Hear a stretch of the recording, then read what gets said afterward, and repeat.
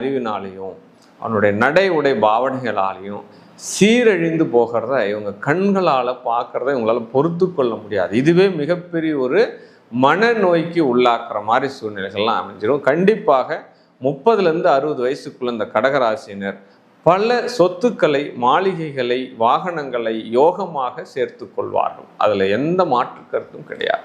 அப்போ கடகராசிக்கு எப்போ சார் விடிவு காலம் வரும், எந்த தசாபுத்தியில் நாங்கள் சொத்து சேர்ப்போம், ஏன்னா கால்குலேஷன் பண்ணுவாங்க இல்லையா. நிறைய கணக்காளர்கள் இந்த ராசியில் இருக்கிறாங்க. ஏன்னா ரகசிய ராசி அப்படின்றதுக்கு இந்த ராசிக்கு பேர் ரகசிய ராசி.